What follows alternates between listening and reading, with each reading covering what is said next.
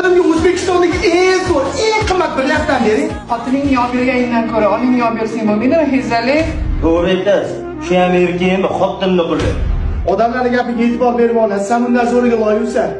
Qani onasi savat qilchi?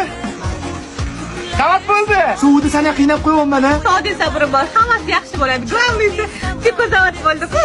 Bugun rahmatli odamlar rosa ham sog'indi. Men joylar jannatdan bo'lsin. Men yashasaman-ku. Qani o'g'lim, tez ovqatingni yeguncha to'ychog'im o'zimmi? Mas pulim bor edi. Bir kishilik bo'lsa ham qo'shib bering, iltimos. Ha onasi eshitmama, keshdimi?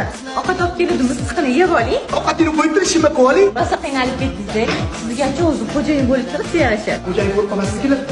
Qarab tur. Bizlarning maydilator do'konimizda 3 kilovatdan 3000 kilovatgacha bo'lgan benzinda, gazda salamga ishlaydigan generatorlarimiz bor. Yaxshi qiz, agar siz bizda generator olsangiz, uyingizni umuman chiroq o'chmaydi. Hali onasi o'shatdimmi? Buramizga xo'jayin bo'lish yarashar ekan. Uyimda o'chmas chirog'imsiz. Boris ish ko'radi jonimda.